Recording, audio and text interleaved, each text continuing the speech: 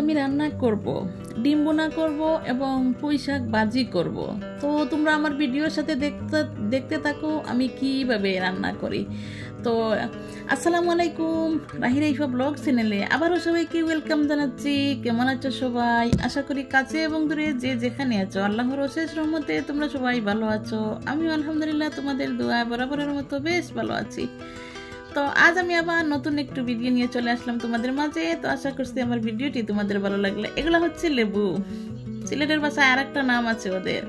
তো এইগুলা হচ্ছে একটা দাদা নিয়ে যাচ্ছে। আমি বললাম আমাকে বিক্রি করবেন? দাদা বললো হ্যাঁ। বললাম কয় টাকা হালি? উনি বললো যা দেন দেন, সমস্যা নাই। তা বললাম না তুমি দাও, বলো কয় টাকা দেবো। উনি বললো 40 টাকা দাও। আমি এই লেবুগুলো 40 টাকা দিয়ে কিনেছি, অনেক টেস্ট এই লেবুগুলো। তারপরে হচ্ছে কি রোদে থেকে শুকিয়ে নিয়ে এসেছিলাম কাপড়গুলো, ভাবলাম ওগুলোও বাজ করে ফেলি তারপর রান্না করতে যাই, কারণ আমার সময় তো শর্ট, সবগুলো মেনটেন করে চলতে হয়। তো ওগুলো হচ্ছে বেড কাভার, একটা তুলে ধুয়ে দিয়ে আরেকটা বিছিয়ে দেই। তো 3 পিসগুলো ধুয়ে নিয়ে আসছি। আবার হ্যাঙ্কারে শার্ট বাচ্চাদের এবং হচ্ছে ওদের বাবার সবগুলো একটা একটা করে গুছিয়ে নিচ্ছি, কারণ আমি যদি না গুছাই ওইভাবেই থাকবে, কেউ নাই আমার, কেউ গুছাবে না। ছেলে মেয়ে 2জন ছোটো ছোটো, ওরা তো বুঝেই না, আর আমি তো সময় একটু পাই কম। তো হ্যাঙ্কারে শার্টগুলো আলনার মধ্যে তুলে রেখে দিলাম। আবার কাপড়গুলো একটা একটা করে ওগুলো তুলে নিলাম। আর হচ্ছে 3 পিসগুলো এখন তুলে রাখবো। তো ওগুলো হচ্ছে ঈদের সময় তো অনেক কাপড় বাইরে আছে, ওগুলো গুছানো হয় নাই। আর হচ্ছে এই তাকের মধ্যে কি তেলাপোকা বাসা করেছে, তো ভাবলাম একটু পরিষ্কার করে ফেলি। আর যেগুলো কাপড় আছে ওগুলো নামিয়ে ফেলি, নামিয়ে নিয়ে ওগুলো একটু মুছে পরিষ্কার করে তারপরে যেগুলো আছে ওগুলো ভাঁজ করে রেখে দিই। আমি আবার কাপড়গুলো, আমার 3 পিসগুলো, শাড়িগুলো যা আছে সবগুলো আমি তুলে রাখি একটা প্যাকেটে তুলে রাখি। প্যাকেটে তুলে রাখলে কি হয় জানো, একটা দিয়ে টান দিলে আর একটা ছুটে আসে না, সেজন্য আমি প্যাকেটিং করে রাখি। তো কাপড়গুলো সব এখনো ধোয়া হয় নাই। ঈদের পর যে ঈদে বেড়ানোতে গেছিলাম সেগুলো এখনো ধোয়া হয় নাই। যেগুলো ধোয়া আছে ওগুলো একটু পরিষ্কার করবো। আর এগুলো তুলে রাখা ছিল, ওগুলো একটু নামিয়ে নিচ্ছি, নামিয়ে নিয়ে একটু পরিষ্কার করতেছি। আর পরিষ্কার করে আবার প্যাকেটিং করে তুলে রেখে দিলাম। আর হচ্ছে যেগুলো ধোয়া হয় না এগুলো ধোয়া হবে তারপর। আর ওয়ার্ডরোবের ড্রয়ারগুলো তো এখন ওইভাবেই রয়েছে, পরে ওগুলো সেট করব। ইউজ করা কাপড়গুলো ওভাবে একটু রেখে দিই, তেলাপোকা যাতে না ধরে এইরকম। তো তারপর রান্নাঘরে চলে গেলাম। রান্নাঘরে চলে গিয়ে এগুলো হচ্ছে পুঁই শাক। তো পুঁই শাকটা একটু অল্প ছিল, সেজন্য একটা আলু কেটে দিলাম এবং পুঁই শাকের ডাঁটাও আছে। তো ডাঁটাও আছে যেহেতু, তাহলে সিদ্ধ করার একটা ব্যাপার আছে। পুঁই শাক তো তাড়াতাড়ি সিদ্ধ হয়ে যাবে, কিন্তু ডাঁটা আর আলু সিদ্ধ হতে তো একটু সময় লাগবে, সেজন্য ফ্রাই প্যানের মধ্যে এভাবে দিয়ে দিলাম, দিয়ে এবং সাথে কাঁচামরিচ কুচি দিয়ে পেঁয়াজও দিলাম, লবণও দিয়ে এইভাবে একটু ঢাকনা দিয়ে ঢেকে দিয়ে এখন ঢাকনা তুলে দেখো অল্প হয়ে গেছে, তাই না? আর একটু পানি বের হয়েছে। তো এখন নেড়ে ছেড়ে একসাথে সবগুলো মিশিয়ে নিচ্ছি, নিয়ে একটু ঢাকনা দিয়ে দেবো আবার, যাতে আলু এবং পুঁই শাকের ডাঁটাটা যেন সিদ্ধ হয়ে যায়।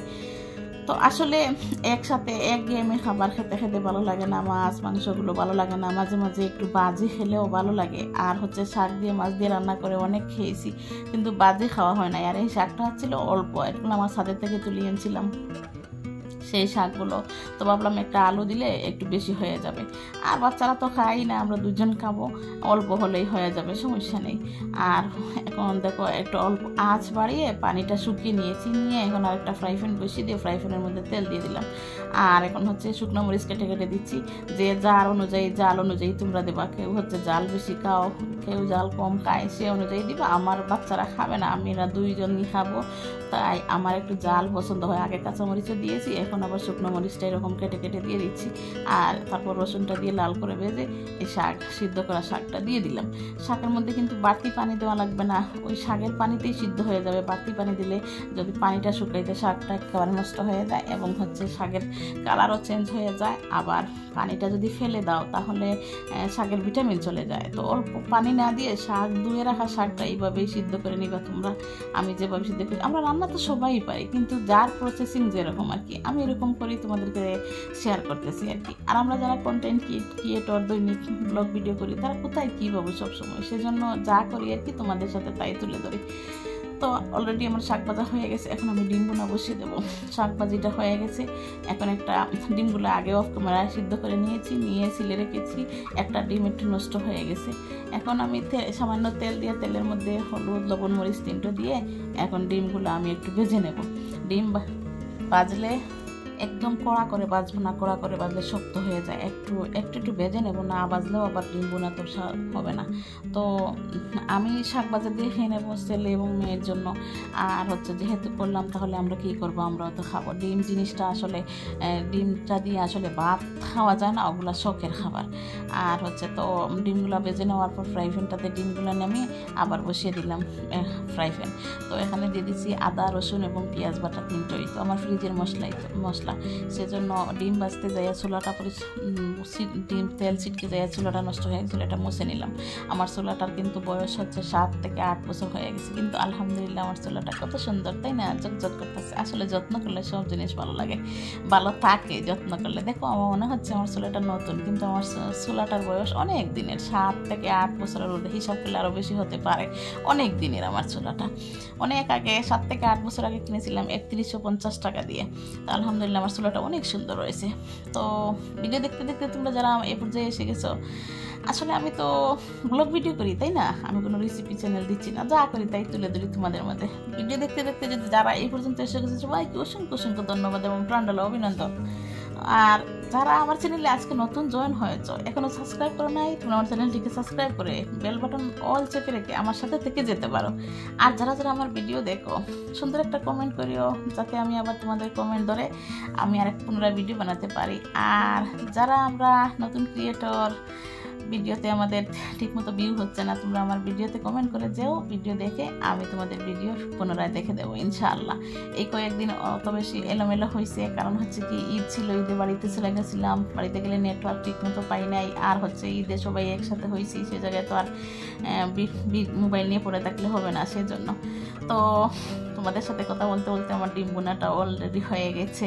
আলহামদুলিল্লাহ কি সুন্দর কালার এসেছে, তাই না? ডিম বোনাটা আসলে শখের, ডিম বোনা দিয়ে তেমন একটা ভাত খাওয়া যায় না, কিন্তু শখের, ডিম বোনা শখের। তো শাকভাজি আছে আলহামদুলিল্লাহ, শাকভাজিও আমার প্রিয়, ডিম বোনাও আমার প্রিয়, ইনশাআল্লাহ হয়ে যাবে। তো এটাই ছিল আজ আমার মেনু। তো সবাই ভালো থাকবে এবং আমার ভিডিওটি ফুল ওয়াচ করে দেবে। ভিডিওর মধ্যে কোনো ভুল ভ্রান্তি হলে আমাকে কমেন্টে জানিয়ে দিবে। আমার ডিম বোনাও হয়ে গেছে, আমার শাকভাজিও অলরেডি হয়ে গেছে। তো আমি ডিম বোনাও দেখিয়ে দিলাম এবং শাকভাজিও দেখিয়ে দিলাম। তোমরা ভালো থাকবে, সুস্থ থাকবে, আমার জন্য দোয়া করবে। আর আমার পুনরায় আবার দেখা হবে তোমাদের নতুন কোনো ভিডিওতে। এ পর্যন্ত তোমরা আল্লাহ হাফেজ, তোমাদের কাছ থেকে আমি বিদায় নিচ্ছি। আমার শাকভাজিটাও দারুণ হয়েছে, তাই না? আল্লাহ হাফেজ, আসসালামু আলাইকুম।